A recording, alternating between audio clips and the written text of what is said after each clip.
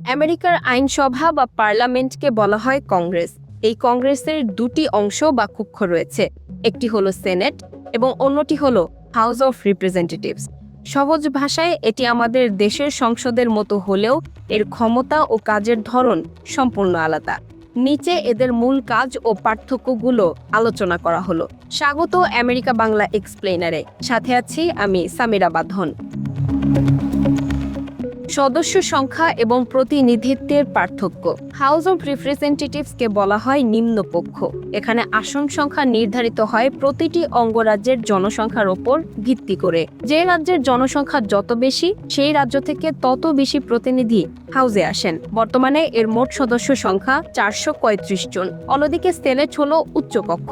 এখানে জনসংখ্যার কোনো ভূমিকা নেই। ছোট বড় প্রতিটি রাজ্য থেকে সমান 2 জন করে প্রতিনিধি আসেন। আমেরিকার 50টি রাজ্য থেকে মোট 100 জন সদস্য নিয়ে সেনেট গঠিত হয়।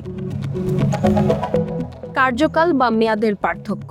হাউসের সদস্যরা খুব কম সময়ের জন্য নির্বাচিত হন। তাদের মেয়াদ মাত্র 2 বছর। মেয়াদ কম হওয়ায় তাদের সবসময় জনগণের চাহিদা ও চাপের মুখে থাকতে হয় এবং ঘন ঘন নির্বাচনী প্রচারণায় নামতে হয়। এর বিপরীতে সেনেটররা দীর্ঘ মেয়াদের জন্য নির্বাচিত হন। তাদের কার্যকাল 6 বছর। দীর্ঘ সময় হাতে থাকায় তারা যে কোনো জাতীয় বা আন্তর্জাতিক বিষয়ে তাড়াহুড়ো না করে ধীর স্থির ও দূরদর্শী সিদ্ধান্ত নিতে পারে।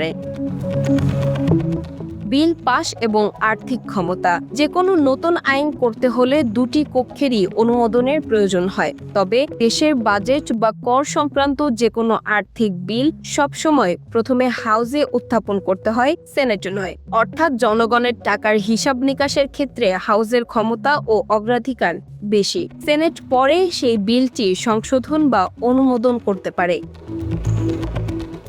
অভিশংসন ও বিচারিক ক্ষমতা। যদি দেশের প্রেসিডেন্ট বা কোনো উচ্চপদস্থ কর্মকর্তার বিরুদ্ধে বড় কোনো অপরাধ বা দুর্নীতির অভিযোগ ওঠে, তবে তাকে পদ থেকে সরানোর প্রক্রিয়া বা অভিশংসন শুরু করার একক ক্ষমতা রয়েছে হাউসের। হাউস তদন্ত করে অভিযোগ গঠন করে, কিন্তু সেই অভিযোগের ভিত্তিতে মূল বিচার প্রক্রিয়া সম্পন্ন করার দায়িত্ব সেনেটের। সেনেট যদি 2/3 ভোটে দোষী সাব্যস্ত করে, তবেই সেই কর্মকর্তা পদচ্যুত হন।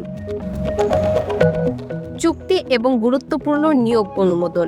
আন্তর্জাতিক সম্পর্ক এবং উচ্চপদস্থ কর্মকর্তাদের নিয়োগের ক্ষেত্রে সেনেট অত্যন্ত শক্তিশালী। প্রেসিডেন্ট বিদেশি কোনো দেশের সাথে চুক্তি করলে তা কার্যকর করার জন্য সেনেটের অনুমোদন বাধ্যতামূলক। এছাড়া সুপ্রিম কোর্টের বিচারক, রাষ্ট্রদূত বা মন্ত্রী পরিষদের সদস্যদের নিয়োগ চূড়ান্ত করার একক ক্ষমতা রয়েছে সেনেটের হাতে, যেখানে হাউসের কোনো ভূমিকা থাকে না।